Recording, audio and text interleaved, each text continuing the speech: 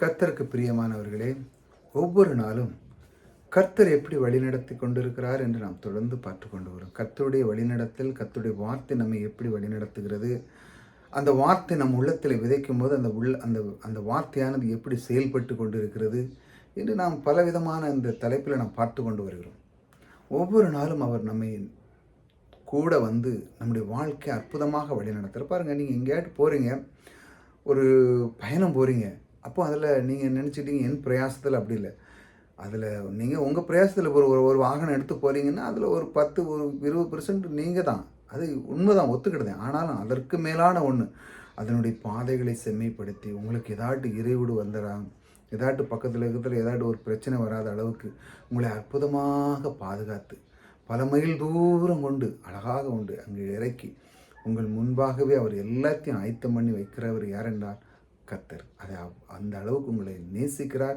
உங்களுக்கு எந்த ஒரு இடையூறு இல்லாமல் உங்களை பாதுகாக்கிறார். இப்படித்தான் கர்த்தர் உங்களை வழிநடத்துகிறார். கர்த்தர் எப்படி வழி நடத்துகிறார்னா, அவர் நேசிக்கிறார்.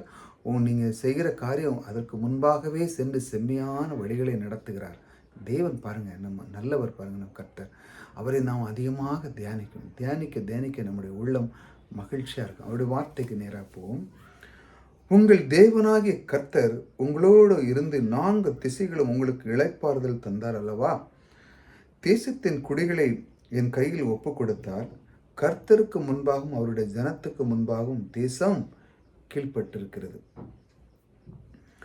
பாருங்கள், எகிப்தில் தேசத்தில் இருக்கும்போது இந்த மாதிரி ஒரு காரியத்தில் ஒரு விஷயத்தில் இஸ்ரேல் மக்களுக்கு சொல்லப்படுகிறது. பாருங்கள், உங்கள் தேவனாய் கர்த்தர், இன்னொருத்தன் தேவனை அறியாதவன் ஒருத்தன் சொல்கிறான், உங்கள் தேவனாய் கர்த்தர் உங்களோடு கூட இருந்து 4 திசையிலும் எல்லா திசைகளிலும் தேவன் எப்படி வழி நடத்திருக்காரு பாருங்கள்.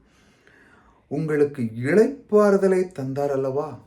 பாருங்கள், தேவன் இஸ்ரேல் மக்களை எந்த அளவு நேசிக்கார் பாருங்கள். ஏன்னா உடன்படிக்கை பிள்ளைகள். அவர் தன்மையிலேயே ஆணையிட்டு சொன்ன அந்த வார்த்தை, அவருக்கு மேலான ஒருத்தர் கிடையாது, அதற்கு கீழே தான் நம்ம இருக்கோம். அவர் மேலேயே ஆணையிட்டு கொடுக்கிறார் என்றால் அது உறுதியாக நினைத்து தான் அதை கொடுக்கிறார். இது செய்தே தீர்வேன். பாருங்கள், சில பேர் இப்போவும் மக்கள் கிராமத்து சைடில் இருக்கிறாங்க. ஒரு நேரம் வாக்கு கொடுத்தாங்கன்னா அவங்க வாக்கு தாவ மாட்டாங்க.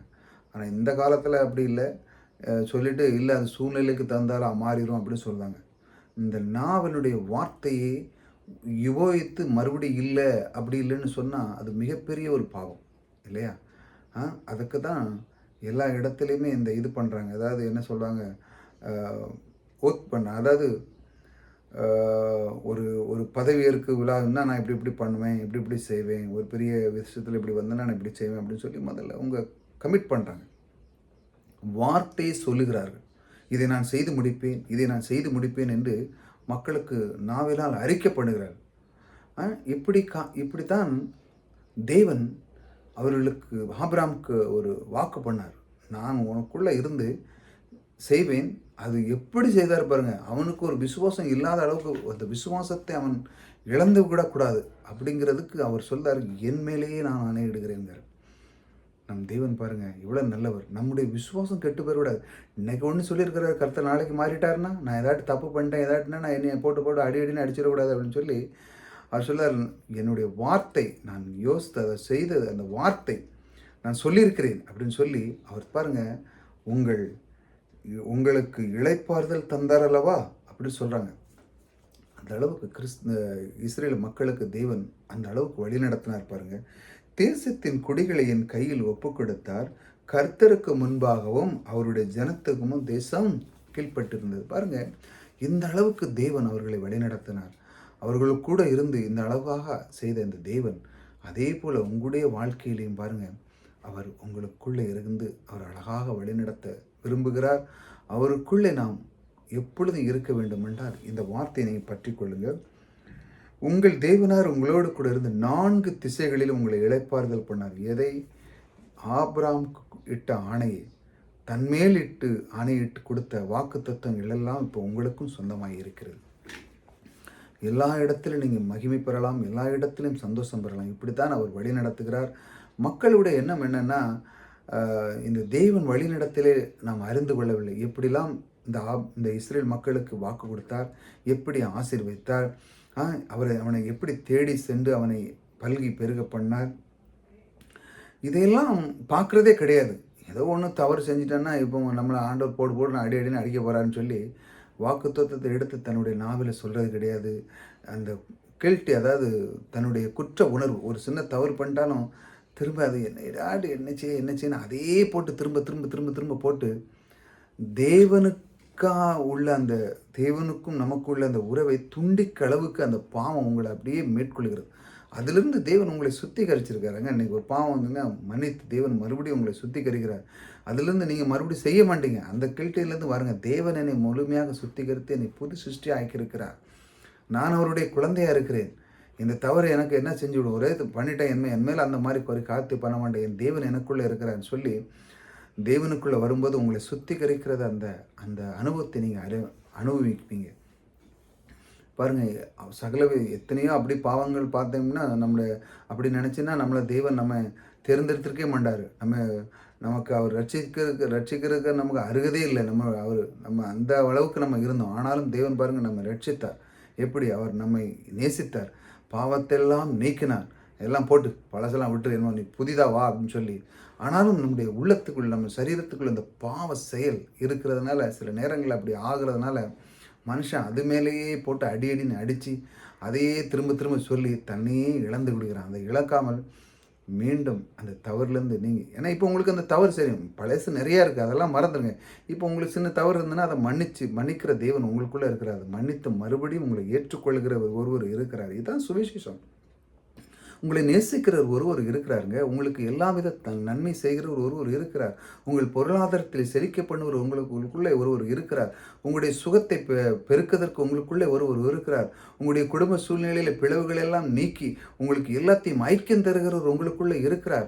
உங்களை மேன்மைப்படுத்த ஒருவர் இருக்கிறார். உங்களை வளர்த்தி மேலாக்க செல்லுகிறவர் ஒருவர் இருக்கிறார். உங்களை ஐஸ்வர்யத்தை சம்பாதிக்கிற பலனை கொடுக்கிறவர் உங்களுக்குள்ளே ஒருவர் இருக்கிறார். இதை நீங்கள் அப்படியே பார்க்கணும். ஆம், எனக்குள்ள ஒருவர் இருக்கிறார், ஆக நான் கலங்க போகுது. அவர் எனக்கு இந்த அளவுக்கு இருக்கும்பொழுது நான் ஏன் கலங்கணும்? எனக்கு இளைப்பாறுதலை தருகிறார். அடுத்து அதான் சொல்லுது, உங்கள் தேவன் உங்களுக்கு இளைப்பாறுதல் தந்தார் அல்லவா? அவ்வளோ பாவங்கள்லாம் செஞ்சுட்டு மறுபடியும் பாருங்கள், இந்த மாதிரி சூழ்நிலைகள் எத்தனை மார்க்கு பாருங்கள். ஆபிரகாம்லாம் செஞ்ச பாருங்கள், தன்னுடைய மனைவியை தங்கச்சின்னு சொல்லிட்டான். அந்த மாதிரி சொல்லுன்னு சொல்லி அதெல்லாம் தேவன் பாருங்கள் அவன்கிட்ட போய் சொல்லவே இல்லை. அவன் இன்னொரு ராஜா கிட்ட தான் போய் சொல்லி விடுன்னு சொல்ல, இவன்கிட்ட சொல்ல. ஏன்னா இவன் உடனே திருத்த முடியாது. அவன் நல்லாவே தெரியும் கர்த்தருக்கு.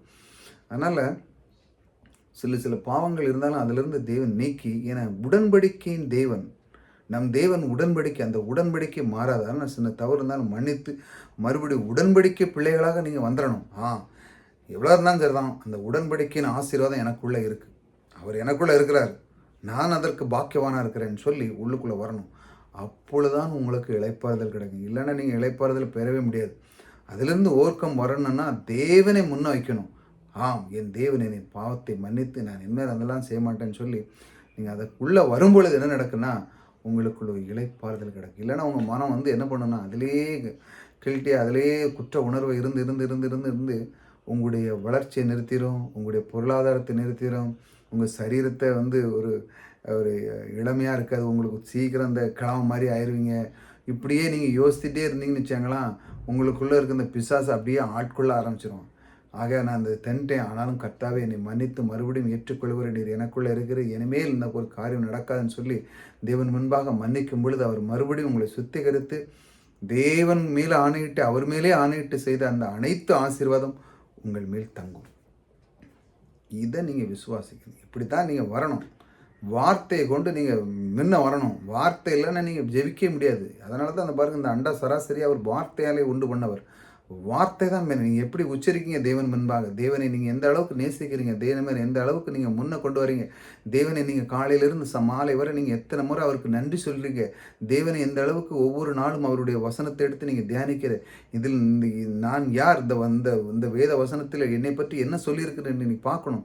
இப்படி பார்க்க தான் உங்களுடைய உள்ளம் மகிழும் பாருங்கள். அப்படி பார்க்கும்போது உங்களுடைய உள்ளத்தில் இளைப்பாறுதல் வரும். இப்படி தொடர்ந்து கர்த்தர் எப்படி வழி நடத்துகிறான்னு பாருங்கள். பார்க்கும்பொழுது என்ன நடக்குன்னா, உங்களுடைய வாழ்க்கை இந்த நிலைமையிலிருந்து அற்புதமாக மாறும். கர்த்தர் எதுலேயுமே உங்களை குறை வைக்க மாட்டார். எல்லா சூழ்நிலையிலும் உங்களுக்கு நன்மை செய்கிறவர் உங்களோடு கூட இருக்கிறார். புதுதாக வந்தவங்க சப்ஸ்கிரைப் பண்ணி வச்சாங்க. தொடர்ந்து கர்த்தருடைய வார்த்தை அவர் எப்படி வழி நடத்துகிறார் நாம் பார்க்கும் பொழுது நம்முடைய உள்ளம் மகிழ்ச்சியிலே பொங்கும். கர்த்தர் உங்களோடு கூட இருக்கிறார். கர்த்தர் உங்களை ஆசீர்வதிக்கிறார்.